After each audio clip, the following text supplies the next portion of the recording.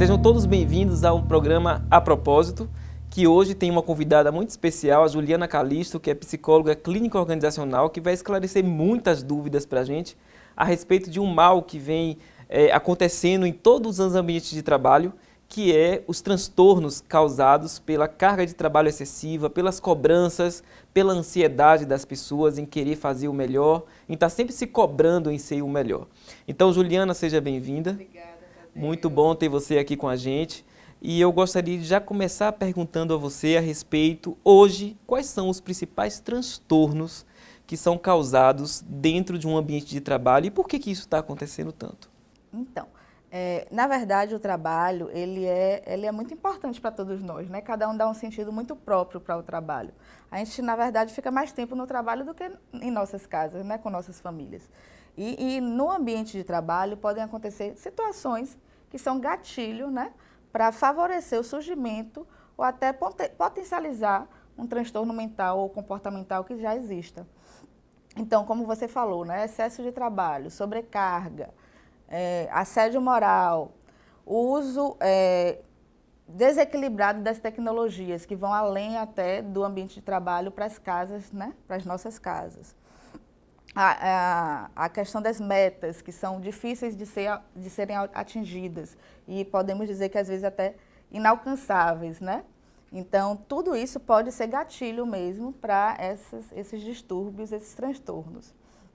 Tem uma síndrome, inclusive, que é a síndrome de burnout, que ela é ligada exatamente ao trabalho, né? É uma síndrome que causa exaustão física e mental, que a causa é a vida profissional. E qual é o sinal que as pessoas demonstram no ambiente de trabalho de assédio moral? Qual é o comportamento? Como é que elas passam a agir no ambiente de trabalho? Quem assedia, quem sofre. Né? Normalmente, essas pessoas se sentem extremamente desmotivadas, né? Isso mexe demais com a autoestima daquele trabalhador. Se sente humilhado mesmo, ofendido, humilhado. Se sente desqualificado, né? Junto à sua equipe, seus colegas, e no fazer de suas atividades. E isso interfere não só na dinâmica do trabalho, mas também na dinâmica da sua vida pessoal. Né? E pode também ser um dos gatilhos para, de repente, uma depressão, um transtorno de ansiedade, uma síndrome do pânico. Existem muitas situações, e eu que trabalho com estudantes e trabalho também com essa questão de RH, de pessoas que dizem que não conseguem se colocar no mercado de trabalho, mesmo com um histórico muito favorável e muito positivo de histórico profissional. Isso pode ser um sinal de que essa pessoa sofreu lá atrás, na empresa anterior, um assédio moral, de que ela se sentiu muitas vezes humilhada, maltratada, ou ela foi cobrada excessivamente? Pode ser que ela esteja com a autoestima tão baixa, né? Esteja tão se sentindo desqualificada mesmo, que ela não consiga mostrar seu potencial numa entrevista de emprego, numa entrevista para uma nova atuação, para se recolocar. Então, pode interferir sim, uma depressão, um transtorno de ansiedade. Às vezes, eu também trabalho com recursos humanos, né? Às vezes, a gente vai entrevistar um candidato que ele está tão ansioso que ele não consegue mostrar o seu verdadeiro potencial. E a gente olha o currículo e fala, não está batendo que essa pessoa aqui na minha frente não é a mesma que está aqui no papel, né? Então, pode interferir sim. No seu ponto de vista de psicóloga profissional, os testes psicológicos eles devem ser eliminatórios ou não? Eles são uma ferramenta importante. Eu sempre falo que não é a ferramenta principal, né? Mas é uma ferramenta importante, porque através deles a gente consegue ter noção de alguns traços de personalidade, né? Por exemplo, atenção concentrada, raciocínio lógico.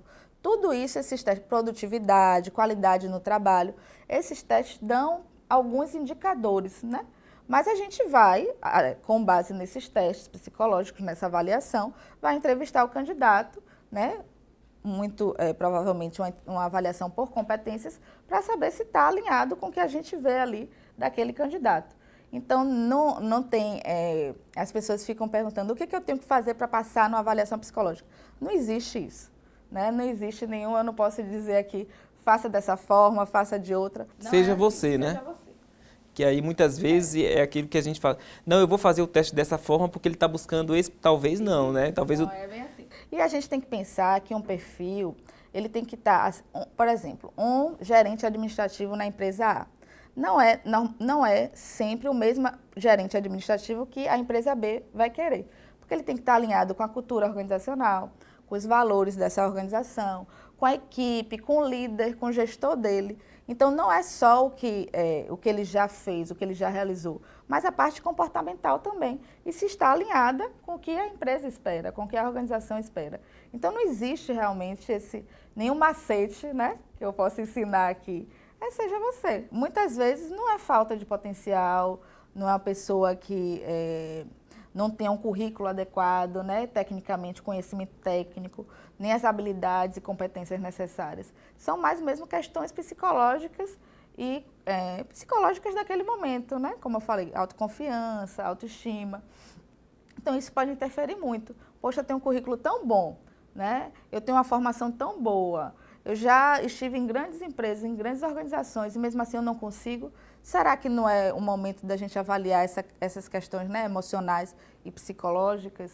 Procurar uma terapia, se fortalecer emocionalmente, psicologicamente? E além da terapia, tem a questão também do coach, que pode dar uma orientação, né? Pode dar os caminhos para que essa pessoa possa trilhar e descobrir de fato qual é a sua missão e o seu propósito.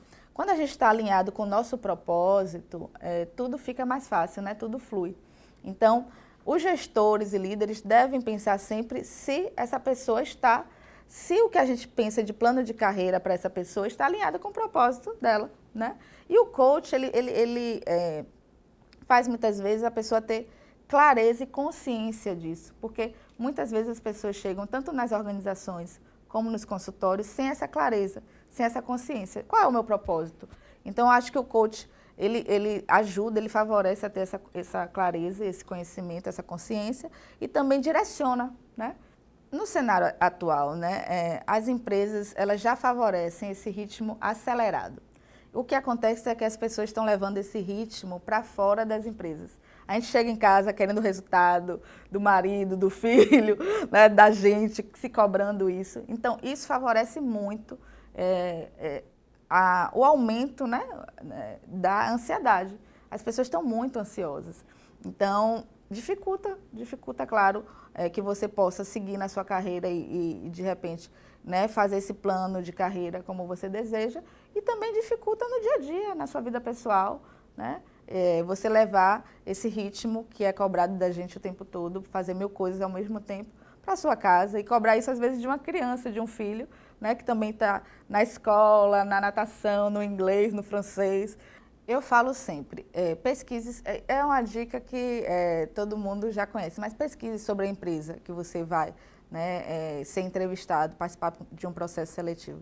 Conheça muito bem o seu currículo, não coloque nunca no seu currículo nada que você não tenha feito para supervalorizar. Coloque o que você fez de concreto e os resultados, como a gente conversou, né, do que você já, na sua carreira, que você já atingiu. Serenidade e tranquilidade, né? Isso é fundamental. E ter uma boa noite de sono, né? Se alimentar bem, porque quando a gente faz a avaliação psicológica, a gente faz uma avaliação que é do momento. Então, se eu tiver com dor de cabeça, se eu tiver perdido uma noite de sono, se eu não tiver com fome, tudo isso pode sim impactar no resultado dessa avaliação. Olha, Juliana, eu quero agradecer muito a sua presença aqui. Eu acho que foi fundamental para esclarecer muitas dúvidas. São muitas perguntas que chegam de pessoas querendo saber como se comportar numa entrevista, os principais transtornos. Então, a sua presença aqui foi fundamental e agradeço muito. Seja sempre bem-vinda e as portas estão abertas para você voltar. E quero agradecer a todo mundo que está aí assistindo a gente. A Juliana vai estar disponível também, a gente vai disponibilizar os contatos dela para que vocês possam esclarecer dúvidas. E uma pergunta para a gente refletir, né? A propósito, o que você tem feito da sua vida para que você seja uma pessoa melhor? Então, muito obrigado e até o próximo domingo. Obrigada também.